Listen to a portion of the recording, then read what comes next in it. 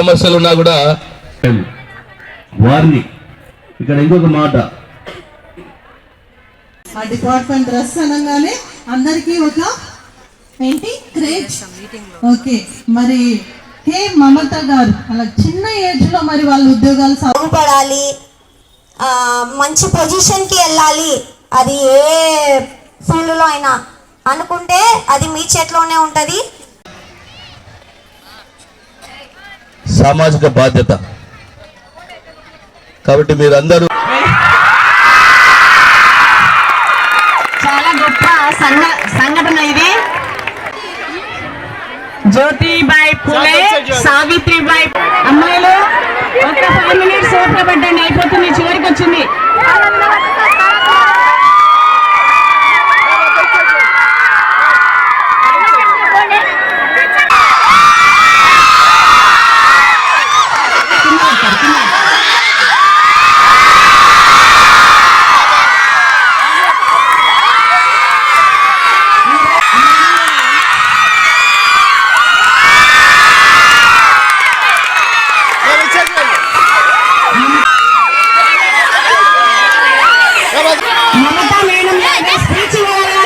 శ్రీసుధా concept school.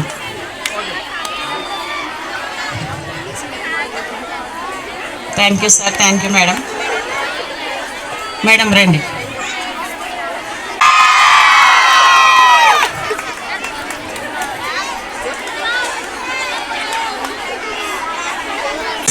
కోరుచున్నాము. పట్నం రాజేశ్వర్లు కావాలన్నారు ఎంఈఓ సారు.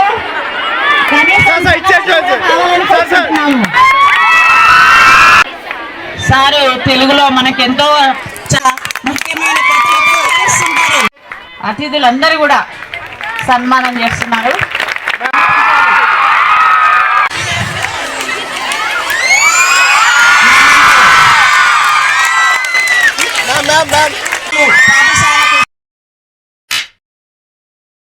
నాకెందుకో మీరు నేను వేరు అనిపించట్లేదు. సార్ మాట్లాడినప్పుడు కానీ, హెడ్ మాస్టర్ మేడం మాట్లాడినప్పుడు కానీ ఫస్ట్ టైం నర్వస్గా ఉంది. నేను చాలా బాగా మాట్లాడేదాన్ని. నేను 10th, 9th, 8th ఉన్నంత ఫీలింగ్ వస్తుంది. టీచర్స్ ముందర మాట్లాడుతున్న ఫీలింగ్ వస్తుంది రియలీ ఇది. ఎందుకంటే నాకు 4 years అయిన జాబ్ వచ్చి 4 yearsలో నేను చాలా మీటింగ్స్ నన్ను కూడా పిలిచారు. ఎక్కడ కానీ ఇలాంటి ఫీలింగ్ రాలేదు నాకు. నా టీచర్స్ ముందర నేను మళ్ళీ మాట్లాడుతున్నంత ఫీలింగ్ వస్తుంది. ఈ అవకాశం ఇచ్చిన ఎస్సీ ఎస్టీ బీసీ మైనారిటీ విద్య ఐక్య వేదిక అబ్బాయి సాయి గారికి నా హృదయపూర్వక ధన్యవాదాలు. నేను ఇక్కడికి రావాలనుకోలేదండి, లిటరల్లీ చెప్తున్నా. మా డిఎస్పీ గారు కూడా ఇన్విటేషన్ ఉంది.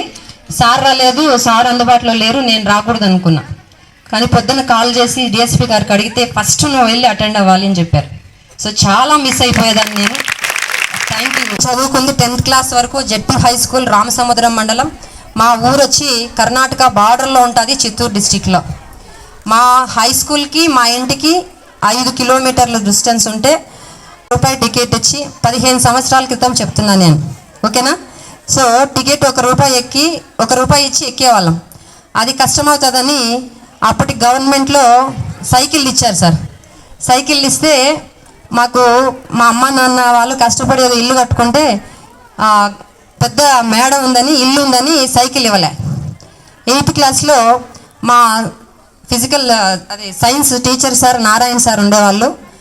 ఫస్ట్ షిఫ్ట్లో సైకిల్ ఇవ్వలేదని నేను బాధపడుతున్నానని, ఎందుకు ఇవ్వలేదని కనుక్కున్నారు సార్. కనుక్కున్నాక సెకండ్ షిఫ్ట్లో ఈ అమ్మాయికి సైకిల్ ఇవ్వకపోతే మా స్కూల్లో ఎవరికి సైకిల్ వద్దని లెటర్ రాశారు. ఎందుకంటే అంత దూరం నుంచి వచ్చి బాగా చదువుకుంటుంది, మనం వాళ్ళకి ఎంకరేజ్మెంట్ లేకపోతే ఇలాంటి పిల్లలు రారు అని.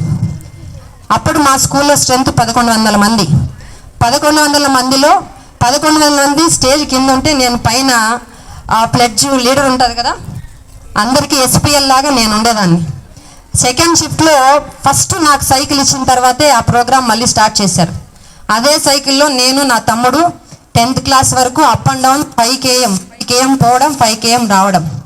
నా తమ్ముడు 6th, నేను 8th, తర్వాత 7th, 9th, 10th అలా 3 years సైకిల్లోనే వెళ్ళి సైకిల్లోనే వచ్చాం. ఆఫ్టర్ దట్ మా అమ్మా నాన్నలు ఏం చదువుకోవాలి, ఏ సబ్ తీసుకోవాలి, ఎలా పోవాలి ఏం తెలియదు ఎవరికి. మా మ్యాథ్స్ టీచరు వేణు సారు కూర్చోబెట్టుకొని అమ్మాయి చదువుతానంటుంది, చదివించాలి సార్, ఏం చేయాలి. అప్పటికి నాకు వచ్చిన మార్క్స్కి అంటే ఇప్పుడు మీకు 550లు 570లు 18 సంవత్సరాలు నిండితే శరీరం కూడా సహకరించే స్థాయికి వెళ్ళినాము. పెళ్ళి కూడా చేసుకోవచ్చు వయసు అది గుర్తుపెట్టుకోండి. 18 నుంచి 21 సంవత్సరాల వరకు ఏ విధమైన అదర్ యావిగేషన్స్ మన మైండ్లోకి రాకూడదు.